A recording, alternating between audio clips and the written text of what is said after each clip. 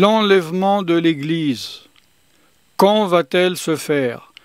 Combien de signes doivent encore s'accomplir avant que l'enlèvement se fasse?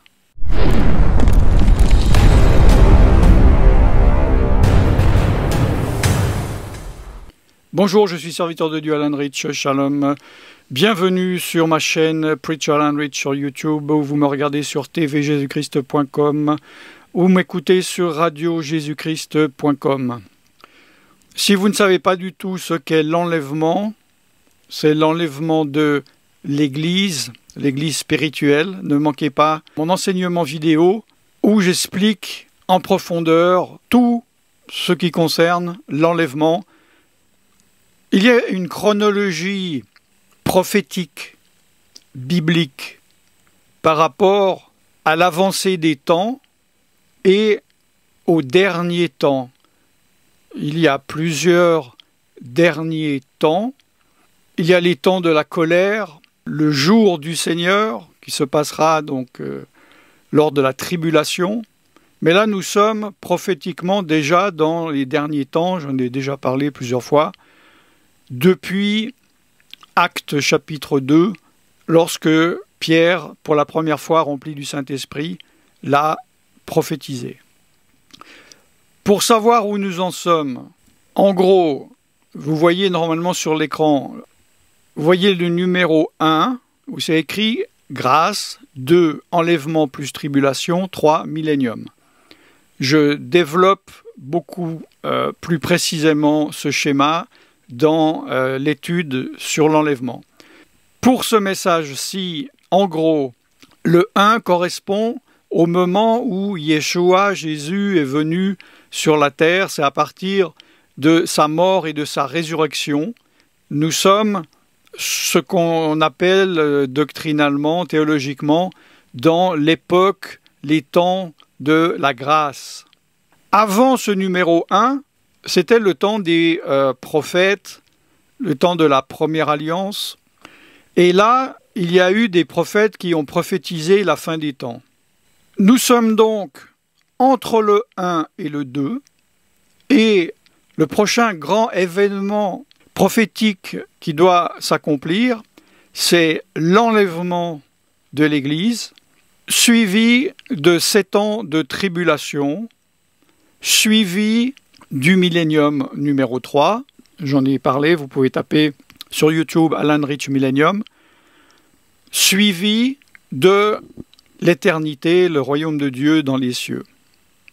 Dans ce temps des derniers temps dans lesquels nous sommes, dans ce temps de grâce entre le 1 et le 2, c'est-à-dire entre la Pentecôte, le moment où Yeshua Jésus a envoyé son esprit, l'Esprit Saint, et le prochain grand événement qui doit se passer, l'enlèvement de l'Église, il y a, comme vous le savez, à peu près 2000 ans. C'est lent, ça paraît lent, il y a des choses qui se passent rapidement, mais il ne faut pas oublier que pour Dieu, 1000 ans c'est comme un jour c'est comme 1000 ans, donc 2000 ans c'est 2 jours, c'est pas grand-chose. D'autre part, c'est un temps très important dans lequel nous sommes, c'est le temps de la grâce. C'est le temps où le plus de monde possible peut être sauvé. C'est pour cela que nous sommes aussi dans la période où il y a le plus de personnes existantes à la fois sur la terre. Yeshua, Jésus, était également prophète. Il a prophétisé, entre autres dans Matthieu 24, les choses de la fin. J'ai fait une étude complète sur Radio Jésus-Christ, donc je ne veux pas en parler maintenant. Il a prophétisé simplement entre son temps et l'enlèvement, la destruction du temple, qui s'est opérée à peu près 40 ans après sa mort et sa résurrection, en l'an 70-70 de notre ère. Y a-t-il donc des signes, un signe particulier, des événements, un événement prophétique, biblique, qui doit absolument s'accomplir, ou quel est le dernier événement qui doit s'accomplir avant que l'enlèvement se fasse? Mes frères et sœurs, tous les événements prophétiques bibliques, tous se sont accomplis. Est-ce à dire que Yeshua peut revenir à n'importe quelle seconde? Je vous rappelle que, comme je viens de le dire, pour Dieu, 1000 ans est comme un jour est comme 1000 ans. Et d'autre part, la date et l'heure, même Yeshua, Jésus, ne la connaît pas, seulement Dieu le Père connaît cette date. D'autre part, il faut qu'il y ait une certaine configuration terrestre pour que l'enlèvement arrive, puisque dès l'enlèvement, il ne restera plus que 7 ans pour que s'accomplisse un nombre incalculable d'événements prophétiques expliqués dans Daniel, entre autres, ou dans l'Apocalypse. Donc il faut que la terre soit prête, soit à un point culminant. Mais les choses avancent, les choses s'accélèrent de plus en plus. Quel a été donc le dernier événement, le dernier signe prophétique qui a dû s'accomplir avant que l'enlèvement de l'Église ne puisse se faire? Cet événement s'est produit il y a 73 ans, 73 ans. Oui, c'est précis. Oui, d'un côté, cela peut être long, qu'il ne se passe rien en 73 ans. Mais n'oublions pas que dans pratiquement 2000 ans de notre ère, il ne s'est apparemment pas passé grand-chose, parce que nous sommes dans le temps de la grâce. Quel est cet événement qui devait s'accomplir et qui est accompli? Il y en a qui ont déjà compris, parce que 2021 moins 73, ça fait 1948, c'est le retour des Israélites, du peuple juif en Israël. Pourquoi est-ce que cela est important? Déjà, je vais vous lire un verset, mais il y en a des dizaines et des dizaines pour confirmer cela. Nous voyons cela dans Jérémie 32, 37. « Voici, je les rassemblerai, les Israélites, le peuple juif, de tous les pays où je les ai chassés dans ma colère et dans ma fureur et dans mon grand courroux. » Courroux, c'est un vieux mot français pour dire colère. « Et je les ferai retourner en ce lieu. » De quel lieu parle-t-il? Dans le contexte, vous pouvez lire le chapitre 32. C'est Israël, c'est Jérusalem. « Et je les ferai habiter en sécurité. Et ils seront mon peuple, et moi je serai leur Dieu. » Si vous regardez ce verset avec une concordance, vous verrez que ça amène à des dizaines et des dizaines de versets qui confirment cela. Pour comprendre ce phénomène, il faut comprendre que Dieu qui a choisi Abraham avec les bénédictions qui s'étendent sur sa descendance au travers de Isaac et Jacob et qui s'étend sur toutes les nations au travers de la racine de David, le roi des rois, le Messie, Yeshua, Jésus, qui est venu. Donc cela s'est étendu à toutes les nations. Et Dieu leur a donné son pays. Dieu a un pays. Il est propriétaire de tout, mais il a un pays. Ce pays est le pays d'Israël. Il l'a donné au peuple juif, aux Israélites. Et c'est une bénédiction. J'ai fait maintes enseignements là-dessus. Vous pouvez aller voir sur cela sur tvyeshua.com. Et lorsque le peuple a péché, les conséquences du péché, une manière de les punir, c'est de les arracher, les expulser de cette terre qui est la terre sainte, la terre de Dieu. Et il y a eu des désobéissances, il y a eu des repentances, il y a eu de nouveau des désobéissances et des repentances, et il y a eu, donc avant la venue du Messie, Yeshua, 2 exils. Et ils sont revenus en partie, mais pas complètement. Enfin, il y en a qui connaissent, il y en a qui ne connaissent pas, mais ce n'est pas le sujet de cette vidéo. Et le dernier exil en date s'est produit donc à peu près 40 ans après la mort et la résurrection de Yeshua, en l'an 70, où non seulement le temple de Jérusalem a été détruit, mais les Israélites, les Juifs, ont été massacrés et interdits de séjour en Israël et ont été, pour la première fois de l'histoire, éparpillés non seulement dans une région comme Babylone, mais dans le monde entier, dans toutes les nations et dans toutes les îles. C'est pour cela que cette prophétie que je viens de vous dire concerne le troisième exil. Jérémie a prophétisé cela à peu près 600 ans avant Jésus-Christ. Pourquoi le peuple juif, les Israélites, devaient revenir en Israël? Cela fait partie du plan général de Dieu. Je ne vais pas parler maintenant, ça serait trop long et ce n'est pas le sujet. Mais également, nous le voyons dans les prophéties, à partir du moment de l'enlèvement de l'Église, il y aura 7 ans de tribulation. Et pour accomplir, premièrement, ces prophéties, il faut que la nation juive existe de nouveau. Et elle existe depuis 1948. D'autre part, il ne pourrait pas y avoir le retour final du Messie et l'établissement, l'instauration du royaume de Dieu pendant 1000 ans sur la terre à Jérusalem sans que la nation ait été reformée. 2000 ans donc, ça paraît long. 73 ans, ça paraît long. Nous ne savons pas encore combien de temps cela va prendre pour que l'Église soit enlevée. Dieu tarde-t-il? Non, Dieu est patient. Nous sommes dans le temps de la grâce.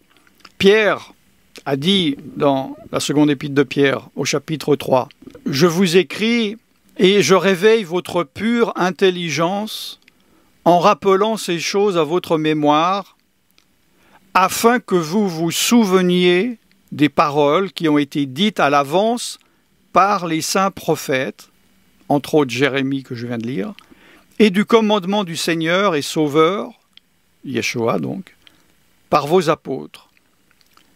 Sachant tout d'abord ceci, qu'au dernier jour, au pluriel, des moqueurs viendront, marchant dans la moquerie selon leur propre convoitise et disant « Mais où est la promesse de sa venue?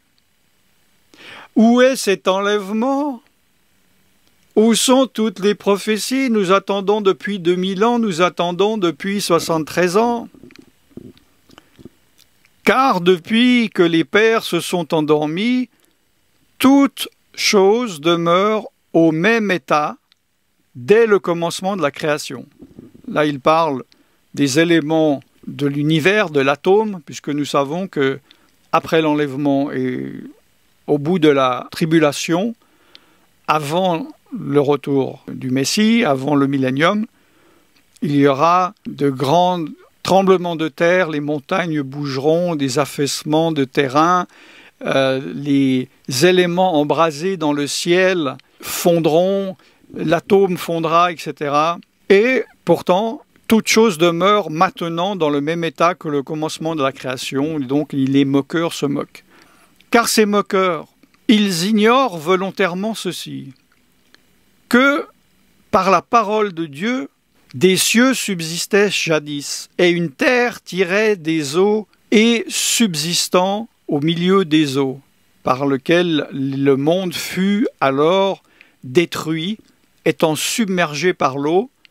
Là, il parle du déluge, évidemment, de Noé. Mais les cieux et la terre de maintenant sont réservés par sa parole pour le feu, gardés pour le jour du jugement et de la destruction des hommes impies. Là, il ne parle pas du jugement final. Après le millénium, la terre et les cieux seront enroulés et nous serons devant le jugement final avec tous les hommes qui devront rendre compte pour leurs actes, bons ou mauvais, chrétiens inclus, et le livre de la vie où seuls ceux qui sont inscrits pourront rentrer dans le paradis. Mais là, il parle donc du jour du jugement de la destruction sur cette terre, parce que les 7 ans de tribulation qui suivent l'enlèvement, ce sont 7 ans de jugement, de remboursement, de colère envers les hommes, envers cette terre. Mais n'ignorez pas cette chose, bien-aimés. C'est qu'un jour est devant le Seigneur comme 1000 ans, et 1000 ans comme un jour. Milan, pas la ville en Italie. Hein. Le Seigneur ne tarde pas pour ce qui concerne la promesse. Cela peut paraître qu'il tarde, parce que nous avons une tendance charnellement, humainement, à ne nous intéresser, à ne voir que les choses qui nous entourent à vue d'œil, dans une période qui nous concerne, parce que je suis né dans tel siècle, toutes ces prophéties vont forcément s'accomplir dans ce siècle. Parce que j'habite dans telle ville, forcément cette ville va avoir une dimension prophétique. Parce que je connais cet homme, forcément c'est lui l'antéchrist. Parce que tel signe ressemble à la marque de la bête, forcément c'est la marque de la bête. Voilà, nous sommes dans une petite boîte et nous croyons que les temps de Dieu sont dans cette boîte. Non, l'homme charnel est dans une boîte. Si nous sommes spirituels, nous sortons de cette boîte et nous voyons les temps tels qu'ils sont. Le Seigneur donc ne tarde pas pour ce qui concerne la promesse, comme quelques-uns estiment qu'il y a du retardement. Mais il est patient envers vous. C'est de la patience que Dieu a. Ne voulant pas qu'aucune périsse, mais que tous viennent à la repentance. Le seul moyen d'être sûr d'être sauvé, soit à votre mort ou à l'enlèvement, c'est de vous repentir, de changer et de marcher avec Dieu dans l'obéissance et le servir. Nous sommes dans le temps de la grâce. Le monde doit entendre l'Évangile et Dieu doit passer par vous, qui que vous soyez, pour toucher les gens autour de vous. Une doctrine du diable bien connue est de dire, et d'ailleurs qui est répandue dans beaucoup d'églises, de beaucoup d'assemblées protestantes, c'est de dire « n'évangélisons plus ». Car Dieu s'en occupera au moment de la tribulation, il enverra son ange évangéliser, etc., etc. Mais il n'évangélisera pas les gens d'aujourd'hui. Aujourd'hui, vous avez une responsabilité, vous devez porter du fruit pour le royaume de Dieu et évangéliser, car vous aurez sinon des comptes à rendre à Dieu au jour du jugement. Attendons et hâtons donc la venue du jour de Dieu. C'est pourquoi, bien-aimés, en attendant ces choses, étudiez-vous à être trouvés sans tache et irréprochables devant lui en paix. Et d'être trouvés sans tache, je le répète, c'est pas simplement, comme beaucoup de croyants le croient, de ne pas faire du mal, de s'absteindre, de faire du mal, mais de ne rien faire. Non, il faut agir, il faut produire des fruits dignes de la repentance et le minimum que chacun d'entre vous puissiez faire, c'est d'évangéliser et de prêcher l'évangile afin d'arracher des âmes des griffes du diable et de les transporter du royaume des ténèbres au royaume de la lumière. Estimez que la patience de notre Seigneur est salutaire, est salut. Vous donc, bien-aimés qui m'écoutez, sachant ces choses à l'avance, prenez garde, de peur qu'étant entraînés par l'erreur des pervers, vous ne veniez à déchoir de votre propre fermeté. Mais croissez, croître, grandir, grandissez dans la grâce et dans la connaissance de notre Seigneur et Sauveur Yeshua Mashiach Jésus-Christ, à lui la gloire, et maintenant et jusqu'au jour d'éternité. Amen. Ne soyez donc pas passifs, vous pouvez mourir à chaque seconde. L'enlèvement de l'Église de Dieu peut s'accomplir à tout moment. Mettez-vous en marche et travaillez pour Dieu. Dieu a donné à chacun une mission, à certains 10 talents, à certains 5 talents, à certains 1 talent. Faites-les fructifier. Portez du fruit pour le royaume de Dieu. Cela est votre devoir et votre responsabilité si bien sûr vous aimez Dieu. Ne manquez pas la vidéo avec l'enseignement complet sur l'enlèvement. Je suis serviteur de Dieu Alain Drich et je vous bénis dans le nom tout-puissant de Yeshua, Jésus en français. Shalom.